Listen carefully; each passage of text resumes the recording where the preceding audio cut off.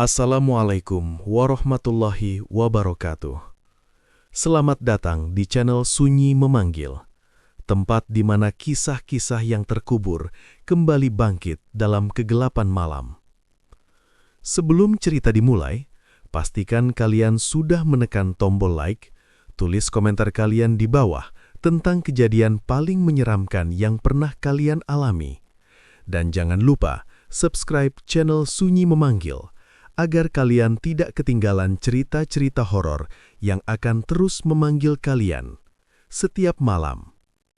Karena malam ini, sunyi, tidak lagi sepi. Dia pernah berjalan di jalur yang tidak seharusnya dilewati manusia, bukan untuk berwisata, tapi untuk menukar hidupnya dengan sesuatu yang tak terlihat. Namun saat semua ritual berhenti, justru teror sebenarnya baru dimulai.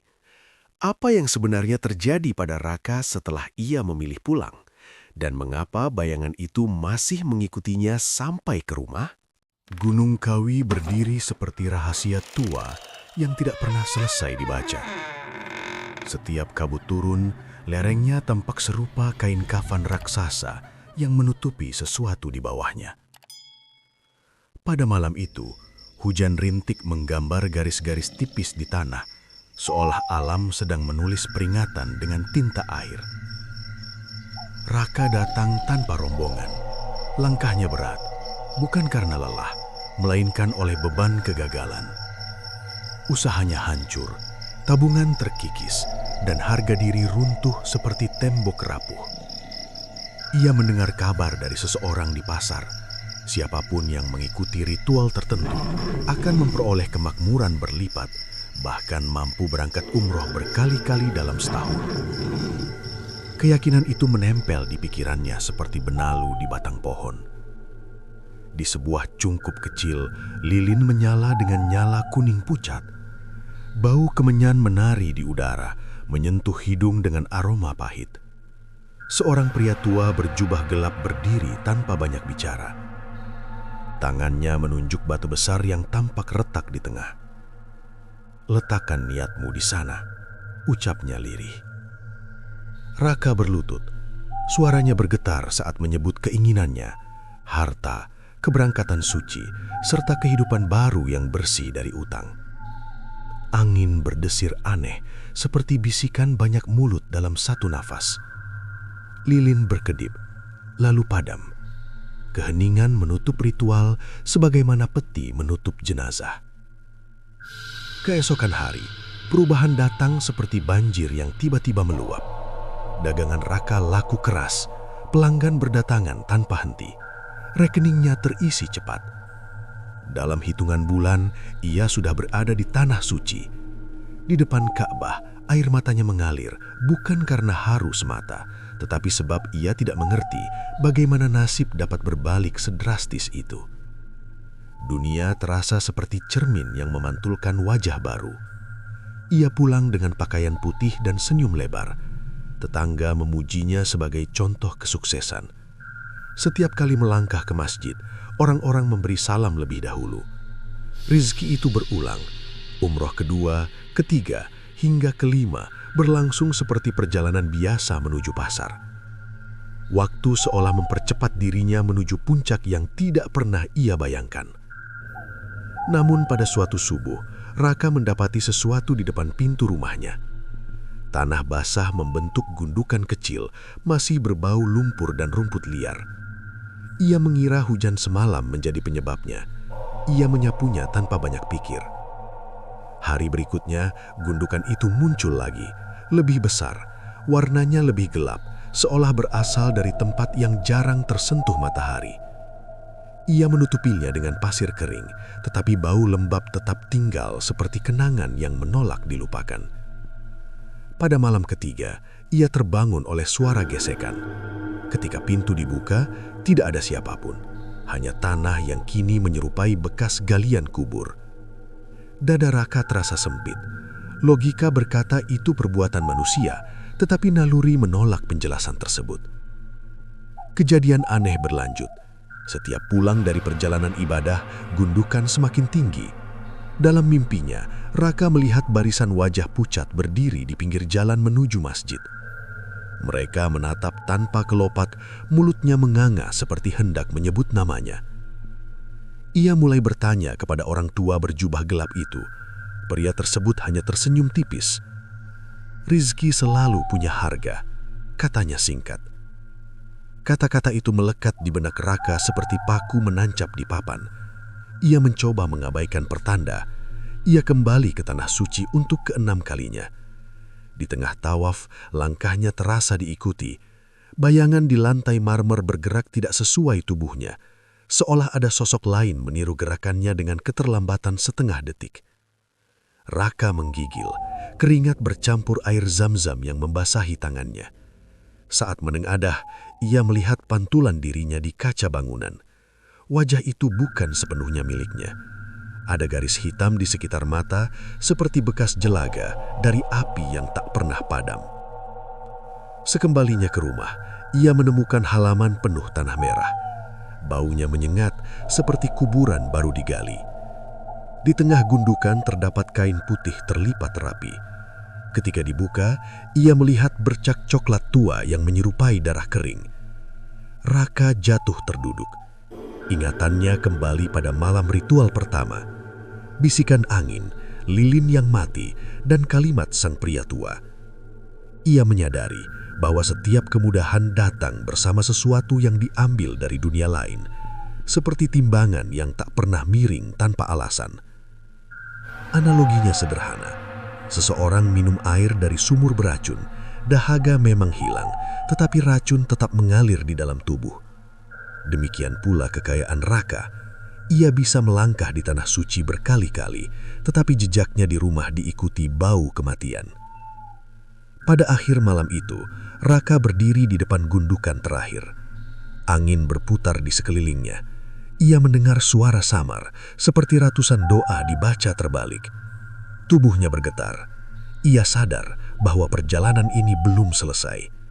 Umroh berikutnya bukan lagi tentang ibadah, melainkan tentang pembayaran. Dan Gunung Kawi dengan sunyinya yang licik masih menunggu tagihan berikutnya. Pagi datang tanpa membawa ketenangan. Cahaya matahari menimpa halaman rumah Raka, namun tanah merah yang menumpuk semalam tidak berkurang sedikitpun. Bau anyir masih menempel di udara seperti asap bekas kebakaran. Ia berdiri mematung, merasa seolah rumahnya berubah menjadi tepi pemakaman. Raka menutup pintu perlahan. Hatinya penuh gelisah. Jika Rizki adalah sungai, maka yang ia minum sekarang terasa seperti air bercampur lumpur.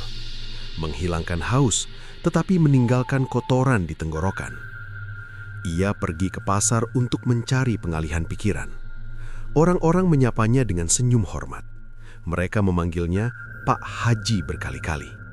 Setiap salam terdengar seperti pujian, namun telinganya menangkap gema lain. Suara samar menyerupai bisikan di balik ucapan manusia. Seakan ada makhluk tak kasat mata ikut menjawab salam bersamaan dengannya. Saat menimbang dagangan, tangannya bergetar. Timbangan bergerak sendiri, jarumnya naik turun seperti denyut jantung. Raka teringat kalimat pria berjubah gelap. Rizki selalu punya harga. Kini, harga itu mulai terlihat wujudnya. Malam turun seperti tirai panggung. Rumah Raka gelap walau lampu menyala. Bayangan sudut ruangan memanjang seolah dinding bertambah tinggi. Ia duduk di kursi, menatap pintu depan. Tanah di luar tidak lagi diam. Ada jejak kaki kecil di atasnya, seakan seseorang berjalan tanpa meninggalkan tubuh. Suara ketukan terdengar, bukan dari kayu pintu, melainkan dari dalam kepala. Ketukan itu berulang, mengikuti irama nafas. Raka memejamkan mata. Dalam gelap, ia melihat jalan menuju Gunung Kawi. Kabut menggulung seperti ular raksasa. Di tengah jalan berdiri sosok tinggi berjubah hitam. Wajahnya samar, tetapi matanya menyala seperti bara. "Kau sudah menikmati hasilnya." Suara itu terdengar tanpa mulut bergerak. Sekarang saatnya mengenal perjanjian. Raka ingin berteriak, tetapi lidahnya keluh. Tubuhnya kaku seperti patung tanah liat. Sosok itu mengangkat tangan, lalu halaman rumah berubah menjadi lapangan luas penuh nisan. Di setiap batu tertulis nama yang asing. Angin membawa bau tanah basah, sama seperti bau di depan pintunya setiap subuh. Kau menukar langkah ibadah dengan langkah mereka. Setiap keberangkatan suci membuka pintu bagi jiwa yang kehilangan jalan. Raka terjatuh berlutut. Ia merasa seperti pedagang yang salah membaca timbangan. Ia mengira menabung pahala, padahal sedang mengumpulkan hutang. Ketika sadar, fajar sudah datang. Keringat dingin membasahi punggung. Di meja terdapat kain putih yang tidak pernah ia simpan.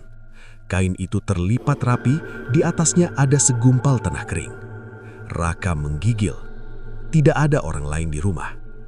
Ia memutuskan kembali ke Gunung Kawi. Hujan turun sepanjang perjalanan, membasahi aspal seperti air mata panjang. Setiap tikungan terasa seperti mengulang masa lalu. Sampai di Cungkup, lilin menyala sendiri sebelum ia menyalakan apapun. Pria berjubah gelap muncul dari balik bayangan. Senyumnya lebih tipis dari sebelumnya. "Kau datang untuk bertanya tentang gundukan tanah itu?" ucapnya. Raka mengangguk. Nafasnya pendek. Apa yang sebenarnya terjadi? Pria itu menunjuk tanah di sekitar batu ritual. Lihatlah bumi. Ia memberi makan, tetapi juga menerima tubuh. Seperti perahu yang meminjam air untuk berlayar, tetapi suatu hari harus tenggelam. Raka merasa dadanya tertekan. Apakah aku harus membayar dengan nyawa? Bukan dengan kematianmu, jawab pria itu belan. Dengan kesetiaan. Teruslah melangkah seperti biasa. Jangan berhenti. Jika kau berhenti, keseimbangan runtuh. Kata-kata itu terasa seperti jerat. Raka sadar bahwa jalan pulang bukan lagi jalan bebas. Ia seperti burung yang menemukan sayap emas tetapi terikat tali tak terlihat. Dalam perjalanan kembali, bayangan gunung tampak seperti wajah raksasa yang tersenyum. Raka teringat analogi lama. Seseorang yang menanam pohon di tanah beracun akan memetik buah manis bercampur racun. Ia telah makan buah itu terlalu banyak. Beberapa hari kemudian, ia berangkat umroh lagi.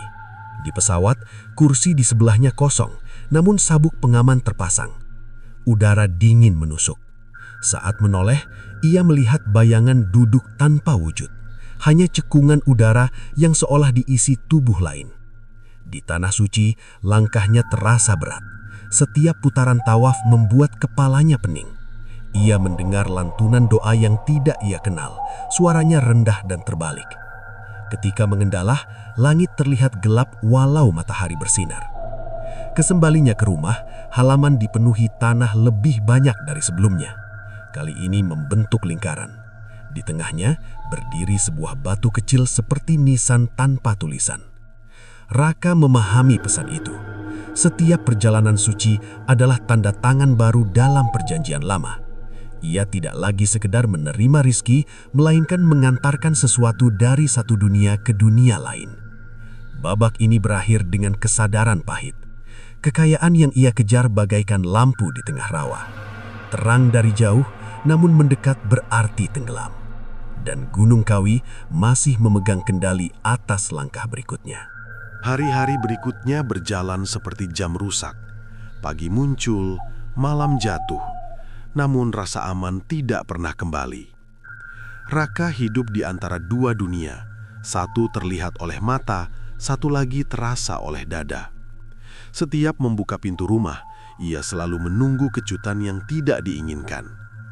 Tanah merah kini tidak lagi membentuk gundukan, melainkan garis panjang menyerupai jejak seret tubuh.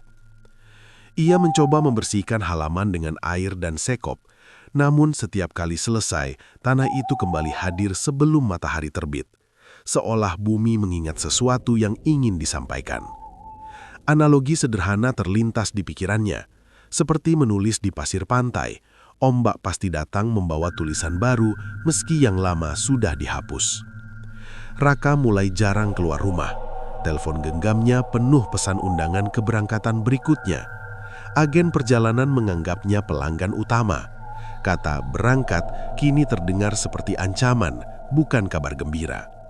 Namun dorongan dari dalam dirinya terasa lebih kuat daripada rasa takut. Ada kekuatan yang menggerakkan langkahnya tanpa izin. Suatu malam, lampu ruang tamu berkedip. Udara mendadak dingin. Bayangan di dinding memanjang seperti akar pohon. Dari sudut ruangan terdengar bunyi serupa gesekan kain. Raka berdiri perlahan. Jantungnya berdenyut cepat. Ia melihat siluet manusia duduk di kursi kosong. Tidak ada wajah, hanya bentuk gelap yang bernafas tanpa suara. "Kau berjalan terlalu jauh," ujar suara rendah tanpa sumber. Raka menelan ludah. "Aku ingin berhenti." Sosok itu bergerak mendekat. Udara di sekitarnya bergetar. "Perjalananmu bukan lagi milikmu sendiri. Kau sudah menjadi jembatan." Kata jembatan membuat Raka terdiam. Ia merasa seperti papan rapuh di atas sungai deras. Orang lain menyeberang, tetapi dirinya yang menanggung beban. Keesokan pagi, ia menemukan telapak kaki tercetak di tanah halaman. Ukurannya berbeda-beda. Ada kecil, ada besar, ada yang seolah tidak sempurna. Tidak satu pun cocok dengan kakinya. Ia mengikuti jejak itu sampai ke ujung gang. Di sana, bekas langkah menghilang seperti ditelan udara. Ia mendatangi seorang kiai tua yang tinggal di pinggir desa. Rumah itu sederhana, dikelilingi pohon mangga. Raka menceritakan semuanya tanpa menyembunyikan detail. Kiai mendengarkan dengan mata terpejam. "Kau seperti orang yang menyalakan api di gudang jerami," ujar Kiai. Terang sebentar, lalu semua terbakar. Raka bertanya dengan suara lemah, "Apakah masih ada jalan pulang?" Kiai menghela nafas panjang. Jalan pulang selalu ada, tetapi tidak semua berani melewati hutan. Malam itu, Raka bermimpi berjalan di sebuah jalan panjang menuju Ka'bah. Namun bangunan suci itu berubah menjadi gunung hitam. Di sekelilingnya berdiri banyak orang dengan wajah kosong.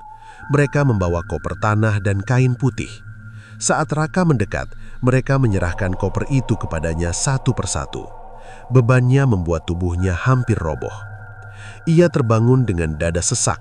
Di lantai kamarnya terdapat koper kecil yang tidak pernah ia miliki.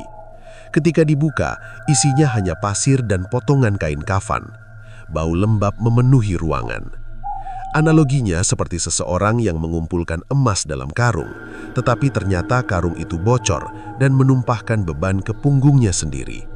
Kekayaan yang dulu terasa ringan kini berubah menjadi beban yang tidak bisa diturunkan. Hari berikutnya, Raka mencoba beribadah lebih lama. Ia berharap ketenangan datang, namun setiap kali sujud, ia melihat bayangan lain di sampingnya. Bayangan itu bergerak sedikit terlambat, seperti cermin yang rusak. Dari mulutnya keluar suara doa dengan nada asing. Ia menyadari sesuatu yang lebih menakutkan. Bukan hanya rumahnya yang berubah, tetapi dirinya juga. Matanya sering melihat hal yang tidak dilihat orang lain. Telinganya mendengar langkah saat lorong kosong. Tubuhnya terasa seperti pintu yang tidak pernah dikunci. Sore itu, seorang tetangga meninggal mendadak. Tidak sakit sebelumnya, hanya jatuh saat menyapu halaman. Raka merasa perutnya mual. Ia teringat ucapan makhluk berjubah hitam tentang jiwa yang kehilangan jalan. Rasa bersalah mengalir seperti air asin di luka terbuka. Pada malam ketujuh setelah kematian itu, Raka mendengar suara tangisan dari luar rumah. Ketika membuka pintu, ia melihat bayangan berdiri di atas tanah merah. Bentuknya menyerupai manusia, tetapi wajahnya tertutup kain putih. "Kami hanya ingin lewat," kata bayangan itu. Raka mundur beberapa langkah. Tanah di bawah kakinya bergerak pelan seperti nafas panjang. Bayangan itu berjalan melewati dirinya, meninggalkan jejak basah menuju arah gunung. Saat pintu ditutup, Raka jatuh bersandar di dinding. Ia mengerti bahwa dirinya telah menjadi jalur lintasan. Seperti sungai yang tak bisa menolak alur, ia hanya bisa menyaksikan arus lewat. Bab ini berakhir dengan satu kesimpulan pahit. Bukan lagi tentang rezeki atau perjalanan suci. Raka telah berubah menjadi pintu bagi sesuatu yang ingin menyeberang. Dan selama pintu itu terbuka, dunia di sekelilingnya akan terus menerima tamu yang tidak diundang. Subuh tiba dengan warna kelabu. Udara tidak dingin, namun dada Raka terasa seperti disiram air es. Tanah di halaman tidak lagi berbentuk jejak atau lingkaran, kini menyerupai simbol aneh berputar seperti pusaran kecil. Ia menatapnya lama, seakan membaca huruf yang tidak dikenal. Dalam benaknya muncul perbandingan sederhana, hidupnya mirip kaca jendela yang retak, masih tembus cahaya tetapi tidak lagi utuh. Raka tidak pergi ke pasar hari itu. Ia duduk di ruang tamu dengan tangan gemetar. Jam dinding berdetak lebih keras dari biasanya. Setiap bunyi terdengar seperti hitungan mundur menuju sesuatu yang tidak bisa dihindari. Ketika mata terpejam, wajah-wajah pucat kembali muncul. Mereka tidak berbicara, hanya berdiri seperti patung yang menunggu perintah. Sebuah suara muncul dari sudut ruangan, tidak keras namun jelas. Perjalanan berikutnya sudah dekat. Raka berdiri, tidak ada siapapun, namun hawa di sekeliling berubah berat, seperti ruangan dipenuhi asap tak terlihat. Ia merasa seolah ada tangan dingin menyentuh bahunya. "Aku ingin selesai," ucapnya lirih. Bayangan samar terbentuk di dinding, bentuknya menyerupai manusia tinggi tanpa mata. Selesai berarti keseimbangan hancur. Kau sudah membuka pintu, maka kau pula yang harus menjaganya. Kalimat itu menusuk seperti duri. Raka sadar dirinya bukan lagi sekedar penerima rizki, tetapi penjaga gerbang antara dua sisi. Analogi itu seperti seseorang yang menyalakan lentera di tengah malam. Cahaya menarik serangga. Setelah itu, mustahil mengusir semuanya sekaligus. Ia keluar rumah tanpa tujuan. Langkah membawanya ke sungai kecil di ujung desa. Air mengalir tenang, memantulkan langit pucat. Raka memandang arus itu lama. Sungai tidak pernah memilih apa yang lewat. Daun kering, kayu rapuh, bahkan bangkai binatang, semuanya ikut mengalir. Ia merasa dirinya sama, membiarkan segala sesuatu lewat tanpa kuasa menolak. Di tepi sungai, ia melihat pantulan wajahnya sendiri. Namun pantulan itu bergerak lebih lambat. Mata di bayangan tampak lebih dalam, seperti lubang tanpa dasar. Ia menutup wajah dengan tangan, tetapi pantulan itu tetap menatapnya. "Bukan aku," gumamnya. Sore hari, rumah kembali dipenuhi aroma tanah basah. Kali ini tidak ada gundukan, hanya garis hitam yang mengarah ke pintu. Ia mengikuti garis itu hingga ruang tengah. Di lantai, terdapat kain putih dengan simpul kecil di ujungnya. Ketika disentuh, simpul itu terasa hangat, seolah menyimpan denyut. Malam menjelang dengan cepat, lampu padam tanpa sebab. Dalam gelap, Raka mendengar langkah banyak orang berjalan pelan. Suara itu seperti hujan jatuh di atas atap seng. Dari celah pintu, cahaya samar muncul. Ia membuka perlahan dan melihat puluhan bayangan berdiri di halaman. Mereka membawa koper, kain, serta tanah dalam genggaman. "Kami ingin melintas," ucap salah satu bayangan. Raka gemetar. "Kemana?"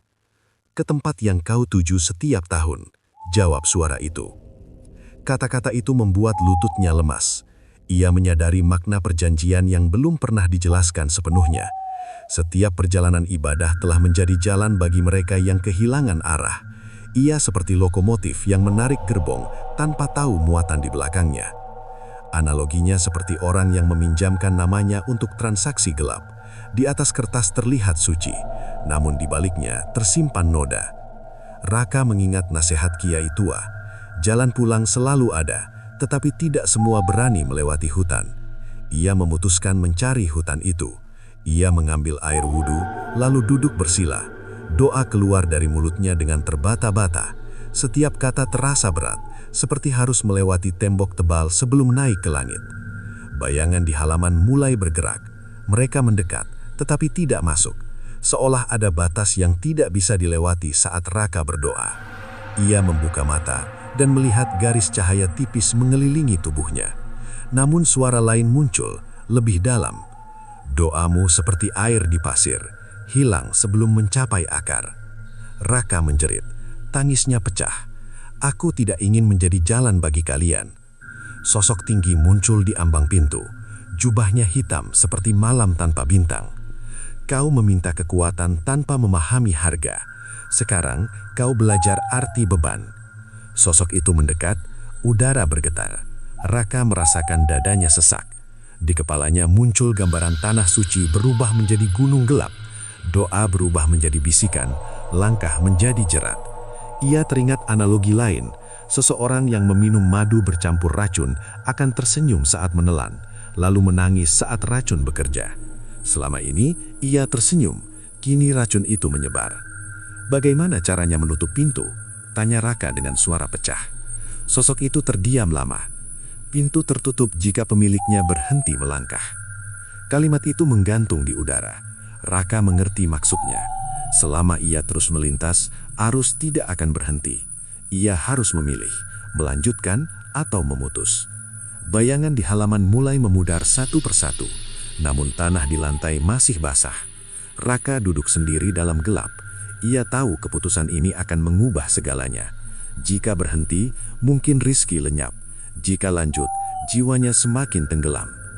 Bab ini berakhir dengan Raka menatap pintu rumah yang terbuka setengah. Di luar, malam sunyi. Di dalam, hati penuh perang. Ia berdiri di antara dua dunia, seperti daun di ujung ranting, menunggu angin terakhir menentukan arah jatuhnya. Pagi hadir tanpa suara burung. Udara terasa berat, seolah kampung ditutupi kain tebal. Raka membuka mata dengan perasaan asing. Tidak ada tanah di halaman, tidak ada jejak, tidak ada bau kubur.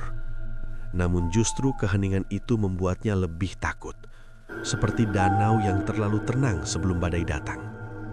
Ia duduk di tepi ranjang sambil menatap kedua tangannya. Kulitnya tampak sama, tetapi rasa di dalam dada berbeda.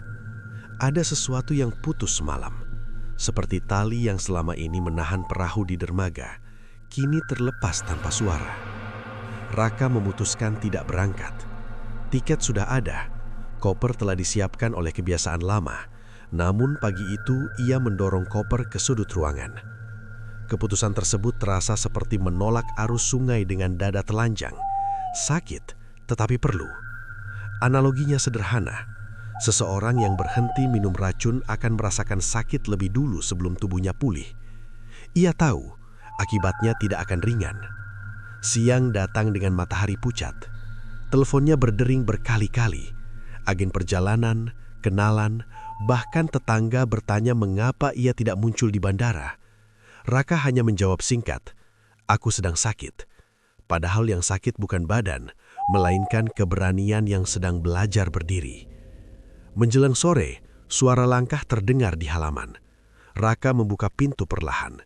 Tidak ada manusia, namun angin berputar aneh, membentuk pusaran kecil di tanah kering. Daun bergerak seperti ditarik tangan tak terlihat. Kau menghentikan perjalanan, terdengar suara tanpa bentuk. Raka berdiri tegak. Jantungnya berdegup keras, tetapi kakinya tidak mundur. Aku berhenti menjadi jalan. Udara mendadak dingin. Bayangan muncul di bawah pohon mangga. Sosok tinggi itu kembali, lebih jelas dari sebelumnya. Wajahnya seperti kabut yang membeku. Kau mengingkari kesepakatan. Aku tidak tahu harga yang kumakan, jawab Raka. Sekarang aku tahu dan aku tidak mau lagi. Sosok itu tertawa pelan. Suaranya seperti kayu kering dipatahkan. Setiap hadiah selalu punya penagih. Tanah di halaman bergerak perlahan. Garis hitam muncul lagi, tetapi kali ini membentuk lingkaran sempit.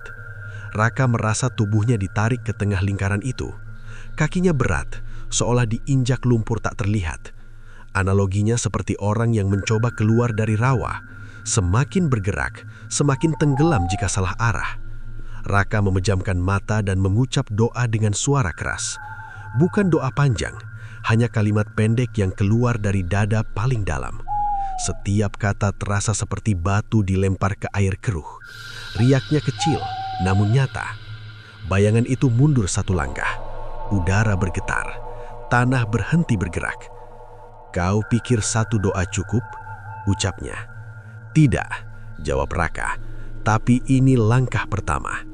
Sosok itu menatap lama, lalu menghilang seperti asap tertiup angin. Lingkaran tanah juga memudar, menyisakan halaman biasa. Raka jatuh terduduk. Tubuhnya gemetar, bukan karena dingin, tetapi karena sadar bahwa ia baru saja melawan sesuatu yang tidak seharusnya dilawan manusia biasa. malam datang dengan hujan tipis. Air membersihkan sisa debu di halaman. Raka duduk di ruang tamu tanpa lampu, hanya cahaya dari luar jendela.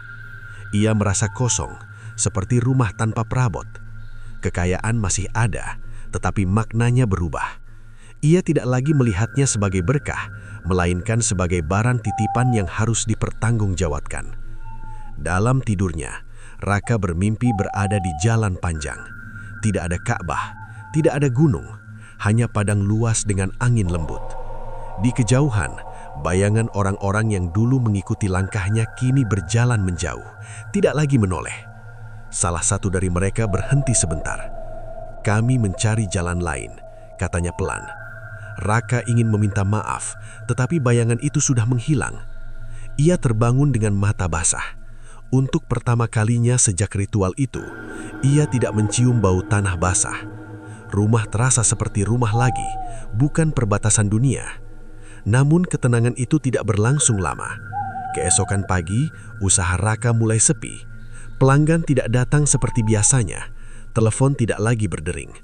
Uang di rekening tetap ada, tetapi aliran berhenti seperti sungai di bendung. Analoginya seperti lampu yang selama ini terang karena disambung kabel asing.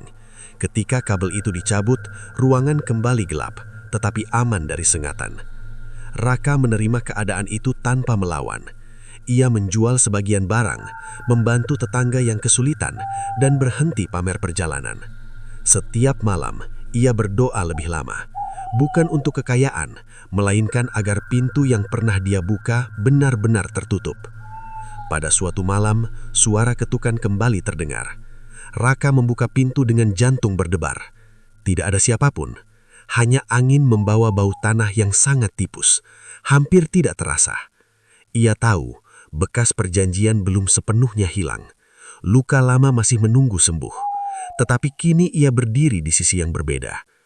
Bab ini berakhir dengan Raka duduk di beranda rumah, menatap jalan kosong. Ia tidak lagi melihatnya sebagai jalur berangkat, melainkan sebagai batas. Seperti orang yang berhenti di tepi jurang, sadar bahwa satu langkah mundur lebih berharga daripada 1000 langkah maju yang salah arah.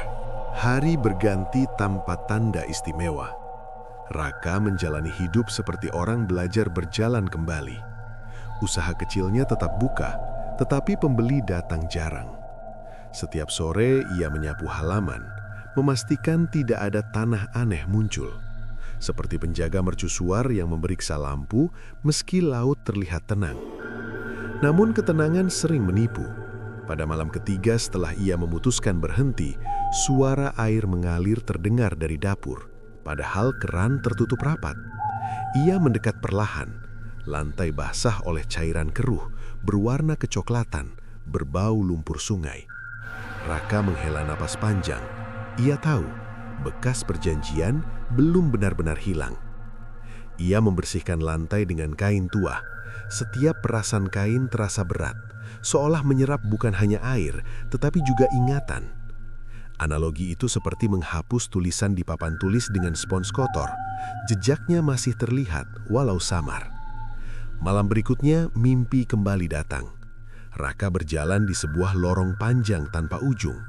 Dindingnya terbuat dari batu hitam. Di kanan kiri, pintu-pintu tertutup rapat. Dari balik celah, terdengar bisikan. Nama orang-orang yang pernah ia kenal. Ketika ia mencoba membuka satu pintu, tangannya tembus seperti menyentuh kabut. "Belum waktunya," ujar suara dari belakang. Raka menoleh. Sosok berjubah gelap berdiri lebih jauh dari sebelumnya. Tidak mendekat, tidak pula pergi. "Aku sudah berhenti," kata Raka. "Berhenti melangkah tidak berarti selesai membayar," jawab suara itu. "Jejakmu masih tertanam." Raka terbangun dengan napas cepat. Kamar gelap, hanya jam dinding berdetak. Ia duduk lama memegang dada. Rasa bersalah terasa seperti pasir dalam sepatu. Kecil tetapi menyiksa setiap langkah. Pagi datang dengan kabar duka. Tetangga yang dulu jatuh sakit kini meninggal. Tidak ada luka, tidak ada tanda aneh. Hanya tidur dan tidak bangun lagi. Raka berdiri di depan rumah itu, menunduk. Ia merasa seperti orang yang melempar batu ke danau, lalu terkejut ketika ombak kembali ke tepi. Ia mendatangi kiai tua sekali lagi. Rumah sederhana itu tetap sama dengan aroma kayu dan daun kering. Raka menceritakan mimpi serta suara air dari dapur. Kiai mengangguk pelan. Kau memutus jalan, tetapi yang pernah lewat masih mencari arah. Seperti angin yang sudah masuk rumah, tidak bisa disuruh keluar sekaligus. Apa yang harus kulakukan? Tanya Raka. Perbaiki yang bisa kau perbaiki. Doa, sodakoh, dan jangan kembali membuka pintu lama. Raka pulang dengan langkah lebih ringan, meski jawabannya tidak menawarkan keajaiban. Ia mulai membantu tetangga tanpa pamrih. Ia membagikan makanan, memperbaiki atap bocor, dan mengantar orang sakit ke klinik. Bukan untuk menebus dosa dengan hitungan, melainkan untuk menanam kebiasaan baru. Namun bayangan masa lalu masih sering muncul. Suatu malam ia melihat garis hitam di tembok ruang tamu. Garis itu bergerak pelan, membentuk siluet manusia yang duduk bersila. Tidak ada wajah, hanya bentuk. Kau mencoba menjadi baik, tetapi hutang tidak mengenal kata cukup, ucap suara itu lirih. Raka tidak lari. Ia duduk di kursi berhadapan dengan siluet itu. Aku tidak bisa mengembalikan waktu. Benar, jawab suara tersebut. Namun kau bisa menghentikan tambahan. Percakapan itu terasa seperti dua pedagang di pasar yang tawar-menawar tanpa harga pasti. Siluet itu kemudian menghilang, meninggalkan bau tanah tipis. Raka menutup mata, menarik napas panjang. Analogi muncul di pikirannya. Seseorang yang menebang pohon tua harus menunggu lama sebelum tanah kembali subur. Tidak cukup hanya berhenti menebang, ia harus menanam kembali. Hari-hari berikutnya gangguan berkurang. Tidak ada lagi gundukan tanah. Tidak ada koper misterius. Tetapi setiap kali ia lewat depan rumah orang yang meninggal, dadanya terasa sesak. Ia membawa perasaan itu seperti beban kecil di punggung. Pada suatu malam hujan deras, listrik padam. Dalam gelap ia mendengar suara langkah di teras. Ketika pintu dibuka, ia melihat bayangan yang pernah berkata ingin lewat. Kini bayangan itu tampak lebih tipis, seperti asap hampir habis. Kami menemukan jalan lain, katanya. Raka menelan ludah. Kemana? Ke tempat yang tidak membutuhkan namamu. Kata-kata itu terasa seperti hujan di tanah kering. Bayangan itu melangkah pergi dan menghilang di balik hujan. Setelah kejadian itu, Raka merasakan sesuatu berubah. Rumahnya terasa lebih ringan, udara tidak lagi berbau lumpur, ia tidur lebih nyenyak. Walau usaha belum kembali ramai, hatinya tidak lagi penuh ketakutan. Namun sisa perjanjian masih tersimpan seperti bara kecil di abu. Suatu sore ia menemukan bekas simbol di halaman, hampir tidak terlihat. Ia menyiramnya dengan air hingga hilang. Analogi terakhir muncul. Luka lama mungkin meninggalkan bekas, tetapi tidak harus terus berdarah. Ia tidak bisa menghapus masa lalu, tetapi bisa memilih langkah selanjutnya. Bab ini berakhir dengan Raka duduk di bawah pohon mangga, memandangi langit senja. Warna orange menyebar seperti kain baru menutup luka lama. Ia tahu perjalanan belum sepenuhnya selesai, namun kini ia berjalan tanpa menjadi jembatan bagi sesuatu yang gelap. Ia berjalan sebagai manusia yang belajar membayar, bukan dengan nyawa, melainkan dengan perubahan. Musim berganti tanpa suara. Angin membawa aroma daun kering, bukan lagi bau tanah kubur. Raka menjalani hari seperti seseorang yang baru keluar dari ruang gelap. Setiap pagi ia membuka jendela lebar-lebar, membiarkan cahaya masuk tanpa takut melihat simbol aneh di halaman. Rumah itu terasa kembali menjadi rumah, bukan perbatasan antara dua dunia. Namun, ketenangan selalu menyimpan ujian terakhir. Seperti gelas yang retak, masih mampu menahan air, tetapi satu guncangan kecil bisa membuatnya pecah. Suatu sore, langit mendung tanpa hujan. Burung-burung terbang rendah, seolah mencari tempat bersembunyi. Raka sedang menyeduh teh ketika bayangannya di dinding bergerak lebih lambat dari tubuhnya. Ia berhenti, tangannya gemetar. Bayangan itu berdiri sendiri, terpisah dari gerak aslinya. Kau masih di sini, kata Raka pelan. Bayangan itu mengangguk tanpa kepala. Bentuknya tipis, seperti asap sisa api unggun. "Aku datang bukan untuk menagih," ujar suara yang muncul dari udara. "Aku datang untuk berpamitan." Raka menatap dinding kosong. Dadanya terasa lega sekaligus waspada. "Pamitan berarti apa?" "Jalurmu sudah menutup. Kami tidak bisa lewat lagi." Kata-kata itu jatuh seperti batu ke dalam sumur. Dalam, tidak terdengar pantulannya. Raka duduk perlahan. Ia teringat semua peristiwa. Tanah merah, koper misterius, suara dari gelap, serta mimpi tentang gunung yang berubah menjadi bangunan suci. Semua terasa seperti cerita lama yang pernah terjadi pada orang lain. "Lalu kenapa kau masih muncul?" tanya Raka. "Karena setiap pintu meninggalkan bekas engsel. Bekas itu harus dilepas agar tidak berderit lagi." Analogi itu sederhana, seperti luka yang perlu dibersihkan agar tidak bernanah. Raka mengerti bahwa ini bukan ancaman, melainkan sisa perjalanan. Udara di ruang tamu bergetar, cahaya lampu berkedip. Bayangan di dinding bergerak mendekat lalu berhenti satu langkah dari tubuh Raka. Ia tidak merasakan dingin seperti dulu, hanya tekanan ringan, seperti angin menyentuh kulit. "Kau pernah menjadi jembatan," lanjut suara itu. "Sekarang jadilah tanah." Raka mengulang kata itu dalam hati. Tanah, bukan jalan, bukan pintu, bukan perantara, tempat berpijak. Bayangan perlahan menipis, garisnya melebur dengan warna tembok. Dalam beberapa detik, ruangan kembali biasa. Tidak ada bau aneh, tidak ada suara tambahan, hanya jam dinding yang berdetak seperti semula. Malam itu, Raka tidur tanpa mimpi buruk. Ia tidak melihat lorongan, tidak melihat gunung hitam, tidak mendengar bisikan. Tidurnya seperti batu jatuh ke dasar danau, tenang, dalam, tanpa riak. Keesokan harinya, ia pergi ke makam tetangga yang meninggal beberapa waktu lalu. Ia membawa bunga dan air. Tidak ada ritual khusus, hanya berdiri lama sambil menunduk. Angin berembus lembut, daun kering jatuh satu persatu, seperti pesan bahwa segala sesuatu pasti kembali ke asalnya. Analogi muncul di benaknya. Hidup mirip sungai panjang. Kadang airnya jernih, kadang keruh, tetapi muaranya tetap sama. Dalam perjalanan pulang, Raka melewati jalan yang dulu sering ia lewati saat berangkat ke bandara. Kini jalan itu tampak biasa. Tidak ada rasa tertarik, tidak ada dorongan kuat. Ia merasa seperti orang yang pernah tergila-gila pada cahaya lampu, lalu sadar bahwa sinar matahari lebih cukup untuk berjalan. Hari-hari berikutnya diisi dengan pekerjaan sederhana. Ia membuka kios kecil, menjual kebutuhan harian. Untungnya tidak besar, tetapi cukup. Orang-orang tidak lagi memanggilnya dengan sebutan berlebihan. Mereka memanggilnya Raka saja. Nama itu terasa lebih ringan. Suatu sore, seorang anak kecil bertanya, "Om, kenapa dulu sering pergi jauh, sekarang tidak?" Raka menyenyum. "Karena dulu Om mencari jalan keluar, sekarang Om sudah pulang." Anak itu tidak mengerti, tetapi tertawa kecil dan berlari pergi.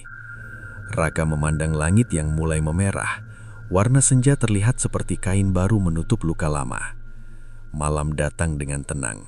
Tidak ada suara langkah, tidak ada bayangan di teras, tidak ada simbol di tanah. Hanya suara jangkrik dan angin pelan. Namun, sebelum tidur, Raka mendengar satu bisikan terakhir. Bukan dari luar, melainkan dari dalam dada. "Setiap pilihan meninggalkan jejak. Jejakmu kini milikmu sendiri." Ia menutup mata. Kata-kata itu tidak menakutkan, justru terasa seperti nasihat. Analogi terakhir muncul. Seseorang yang pernah tersesat di hutan akan mengenali arah dengan melihat sinar matahari, bukan mengikuti suara asing. Raka telah belajar membaca arah itu. Bab ini berakhir tanpa teriakan, tanpa kemunculan makhluk, tanpa tanah merah. Hanya manusia biasa yang duduk di beranda rumahnya, meminum teh hangat, dan menatap malam dengan hati yang tidak lagi menjadi pintu bagi kegelapan. Yang tersisa hanyalah kenangan tentang bagaimana kekayaan bisa datang dari arah yang salah, dan bagaimana keberanian memilih berhenti lebih sulit daripada keberanian melangkah. Dan untuk pertama kalinya sejak Gunung Kawi masuk dalam hidupnya, Raka merasa benar-benar berada di tempat yang seharusnya. Waktu bergerak seperti awan lambat. Tidak ada kejadian aneh selama beberapa minggu. Raka hampir percaya bahwa seluruh peristiwa sebelumnya hanyalah mimpi panjang. Rumahnya bersih dari tanda-tanda ganjil. Tidak ada bau lumpur, tidak ada bayangan tertinggal, tidak ada suara langkah di teras. Kehidupan kembali ke ukuran manusia. Namun ketenangan sering bekerja seperti kaca tipis di atas api kecil. Dari jauh tampak dingin, dari dekat menyimpan panas. Suatu pagi, Raka menemukan sepucuk surat tanpa nama di depan pintu. Kertasnya kusam, tulisannya miring. Isinya singkat. Gerbang lama belum terkunci. Jantungnya berdenyut keras. Ia menatap sekeliling, tetapi jalanan kosong. Surat itu terasa seperti pesan dari masa lalu yang lupa mati. Ia masuk ke rumah, meletakkan kertas itu di meja. Tangannya bergetar. Analogi muncul di pikirannya. Seperti bekas luka yang sudah kering, tetapi tersenggol sedikit saja bisa berdarah kembali. Raka memutuskan mencari arti kalimat itu. Ia pergi ke tempat ritual pertama dulu dilakukan. Gunung Kawi berdiri tenang, diselimuti kabut tipis. Tidak ada lilin, tidak ada pria berjubah gelap. Hanya suara serangga dan dedaunan basah. Ia berjalan ke batu besar yang dulu menjadi pusat perjanjian. Di sana, ia melihat simbol samar di tanah, hampir hilang oleh hujan. Simbol itu seperti lingkaran terputus, tidak utuh tetapi belum sepenuhnya lenyap. Gerbang lama, gumamnya. Raka duduk di dekat batu itu. Udara terasa berat, seperti membawa ingatan yang belum mau pergi. Ia mengeluarkan surat dari saku dan menaruhnya di tanah. "Aku tidak mau kembali," ucapnya pelan. "Aku sudah memilih jalan lain." Angin berembus. Daun bergerak membentuk pusaran kecil. Dari balik kabut muncul sosok samar. Tidak setinggi dulu, tidak segelap dulu. Bentuknya seperti bayangan yang kehilangan kekuatan. "Kau menutup pintu, tetapi jejakmu masih di sini," ujar suara itu. Raka tidak lari, ia berdiri tegak. Apa yang harus kulakukan agar semuanya selesai? Bayangan itu menunjuk simbol di tanah. Lingkaran harus dihapus, bukan ditinggalkan. Analogi itu seperti hutang lama yang tidak cukup dilupakan, harus dilunasi, bukan dihindari. Raka mengambil air dari botol yang dibawanya. Ia menyiram simbol itu perlahan. Tanah menjadi lumpur, garis lingkaran menghilang sedikit demi sedikit. Ia mengulanginya berkali-kali sambil berdoa dalam hati. Bukan doa panjang, hanya kalimat jujur. Permintaan agar tidak lagi dijadikan jalan bagi sesuatu yang bukan miliknya. Kabut menipis. Bayangan itu mulai memudar. "Setelah ini apa yang terjadi?" tanya Raka. "Kau akan hidup dengan bekasnya, seperti orang yang pernah tersambar petir. Tubuhnya selamat, tetapi ingatan tidak pernah sepenuhnya hilang." Raka mengangguk. Ia tidak meminta lupa, ia hanya ingin bebas. Ketika simbol benar-benar lenyap, udara terasa lebih ringan. Tidak ada tekanan di dada, tidak ada suara tambahan, hanya hutan biasa. Dalam perjalanan pulang, Raka merasa langkahnya berbeda. Tidak lagi ada tarikan ke belakang. Jalan desa terlihat lebih panjang tetapi lebih nyata. Setiap rumah tampak seperti bagian dari dunia yang ingin ia jaga, bukan dunia yang ingin ia lewati.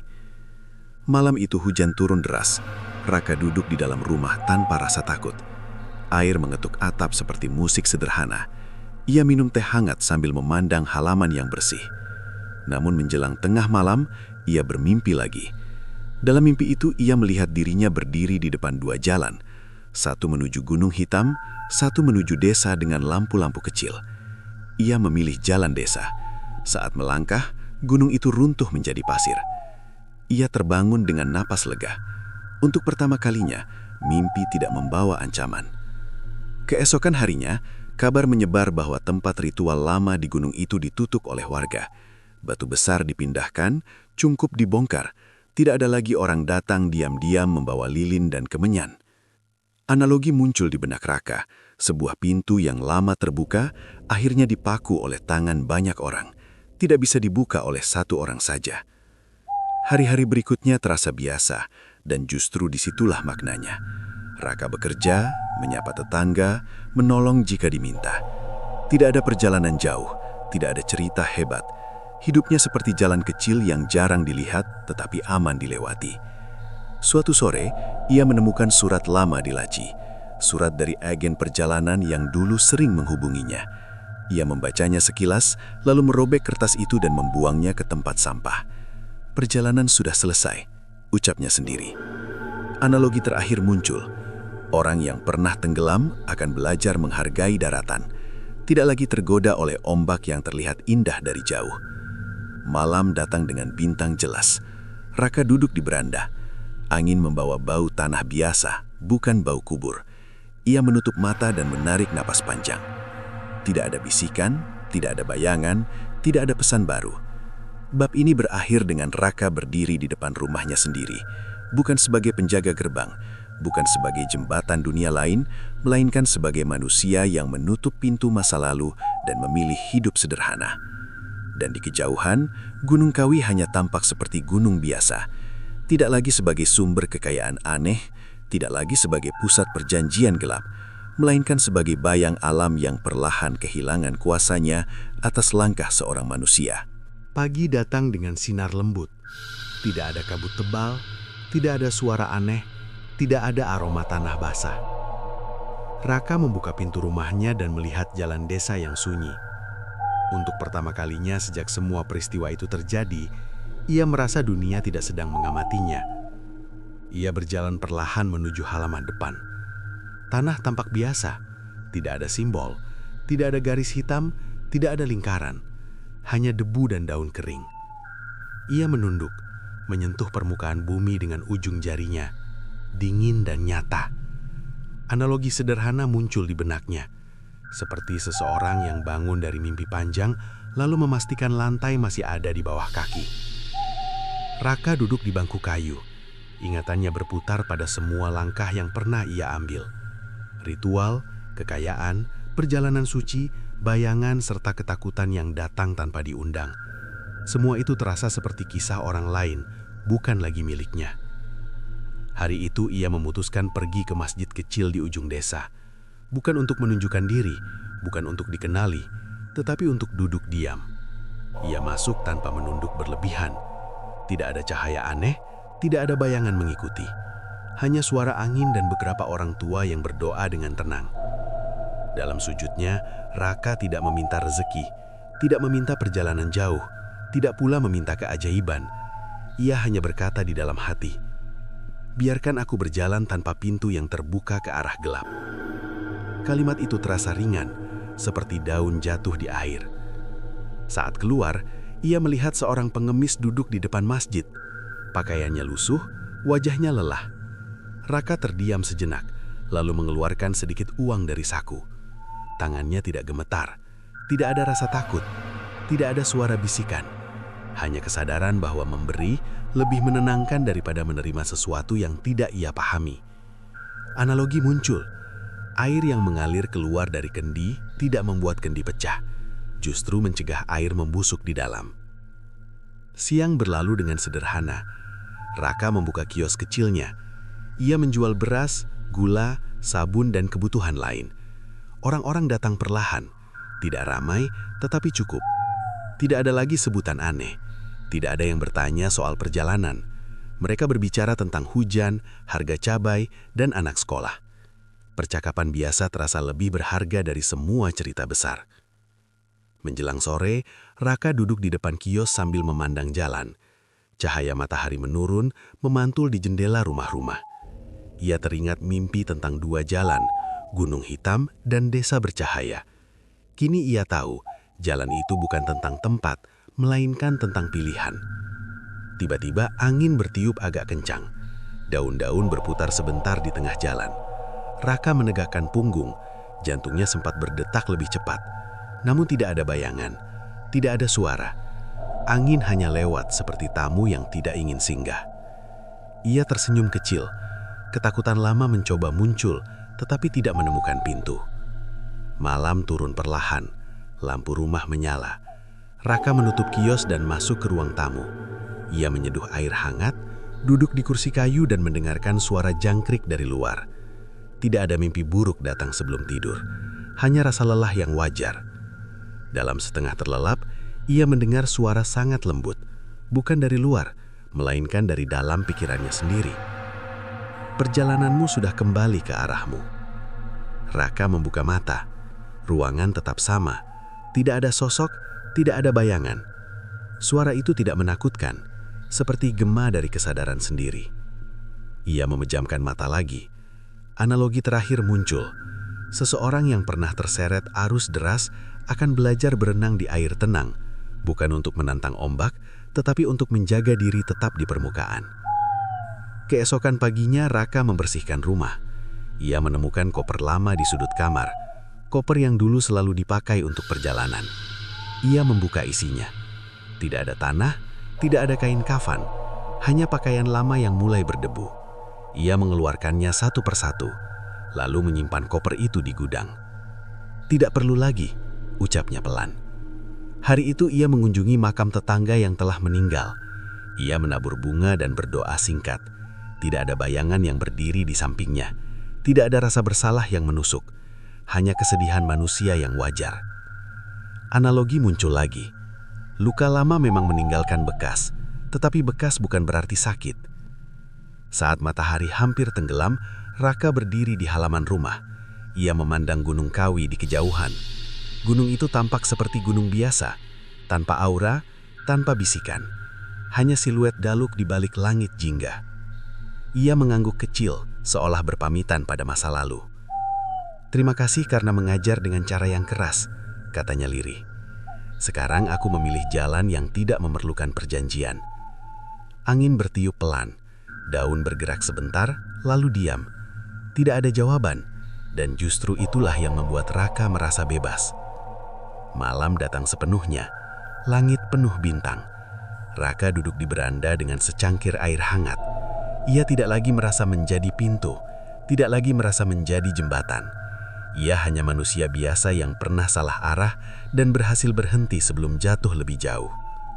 Bab ini berakhir dengan Raka menutup pintu rumahnya, bukan karena takut pada gelap, tetapi karena ingin beristirahat. Di luar, jalan desa sunyi. Di dalam, hati tidak lagi dipenuhi bayangan. Dan kisah tentang ritual, kekayaan aneh dan perjalanan yang dibayar dengan sesuatu yang tidak terlihat berhenti di sini. Seperti api yang kehabisan kayu, cerita itu padam dengan sendirinya. Yang tersisa hanyalah satu pesan sederhana. Tidak semua jalan yang tampak bercahaya membawa pulang. Kadang keberanian terbesar adalah memilih berhenti dan kembali menjadi manusia biasa. Raka memang sudah menutup pintu rumahnya.